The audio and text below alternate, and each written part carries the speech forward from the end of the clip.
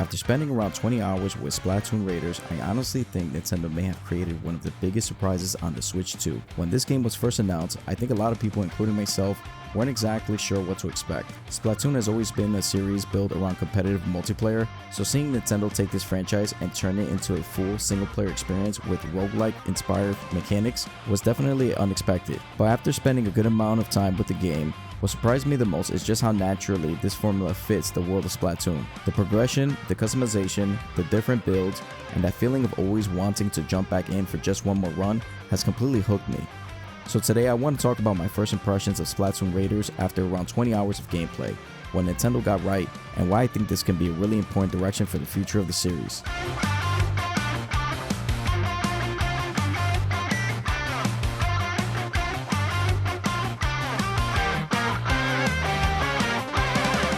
Alright everyone, welcome back to the channel. Now before we jump into everything, I do want to mention that I have not finished the game yet. I'm pretty deep into the main campaign at this point, but instead of rushing straight toward the ending, I've really been trying to enjoy the experience and see everything Splatoon Raiders has to offer. And that actually fits really perfectly with the way this game is designed. Because of the roguelike gameplay loop, I never felt really pressured to just push through the story. Instead, I naturally found myself replaying levels, improving my build, experimenting with different upgrades, and trying to see how much stronger I can make my character. I never felt like I was simply grinding. It felt like every run was helping me make progress. One thing became obvious within my first 30 minutes of playing Splatoon Raiders. This is not your traditional Splatoon game. The mainline series has always been focused around competitive multiplayer, and while Nintendo eventually expanded the series with more solo content and co-op experiences like Salmon Run, this feels like the first time Nintendo has fully committed to creating a dedicated single-player adventure. And honestly, I think it works incredibly well.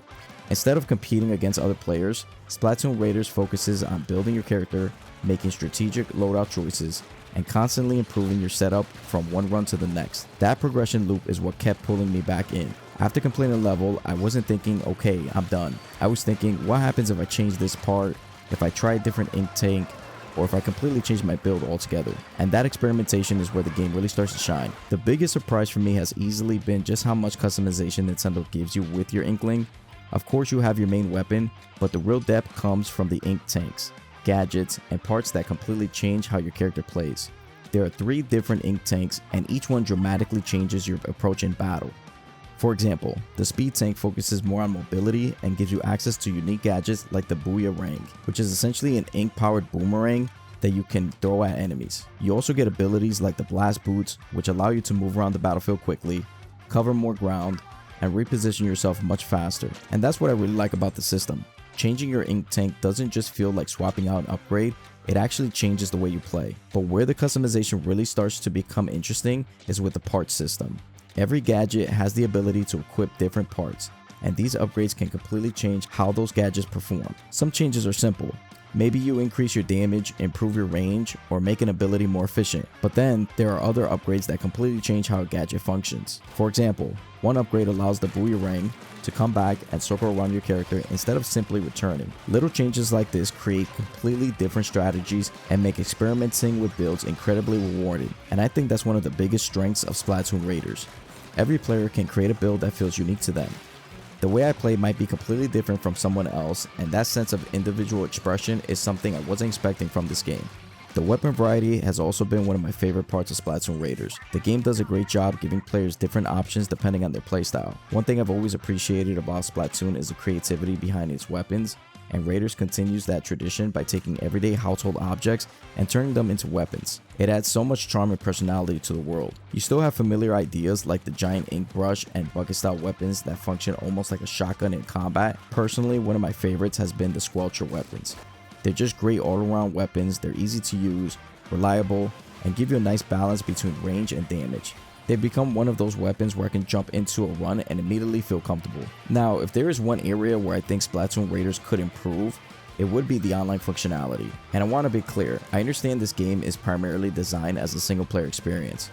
But after spending this much time with it, I can't help but think this game would be absolutely fantastic as a co-op experience. The inspiration from previous modes like Salmon Run is obvious, feels like something that would naturally work with other players.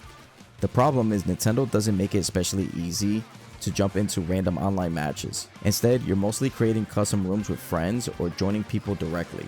And while that works, it feels like a missed opportunity because this game feels like it would benefit so much from a simple matchmaking option. Now, if you hang around till the end of the video, I do actually have a tip on how you can do community custom lobbies, so make sure to stick around to the end. Overall, after spending around 20 hours with Splatoon Raiders, I can honestly say I've been having a fantastic time with this game. I think this is a really interesting direction for Nintendo to take the Splatoon franchise. This is a game I would easily recommend to switch to owners who are looking for something different, especially if you're already a fan of roguelike games or someone who enjoys experiences where you can play in shorter sessions but still feel like you're making progress. That's another thing I think this game does really well. For people with busy schedules, Splatoon Raiders is the type of game where you can jump in, complete a few runs, improve your build, and walk away feeling like you've accomplished something. But what surprised me even more than the progression was the challenge. Nintendo games usually have a reputation for being very approachable, but Splatoon Raiders has genuinely caught me off guard more than once. There have been moments where I have had to rethink my strategy, change my build, and approach situations differently. And honestly, I love that. It's refreshing to see Nintendo take a familiar franchise and push it somewhere unexpected.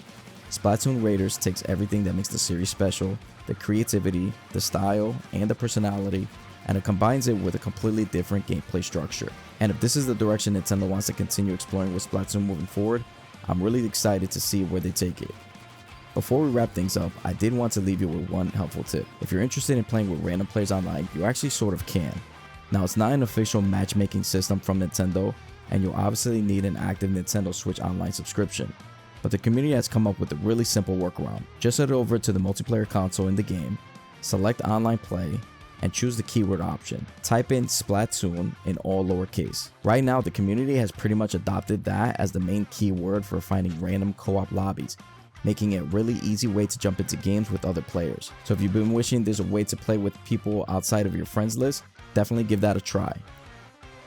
Alright everyone, that's going to do it for my first impressions after around 20 hours with Splatoon Raiders. If you enjoyed the video or found it helpful, be sure to leave a like. It really helps support the channel and lets me know you're enjoying this kind of content. And if you're new here and want more Nintendo Switch 2 news, reviews, first impressions, guides, and tips, make sure to subscribe so you don't miss what's coming next. I'd also love to hear from you down in the comments. Have you picked up Splatoon Raiders yet? What's been your favorite weapon, build, or ink tank so far? As always, thank you for watching, and I'll see you in the next one.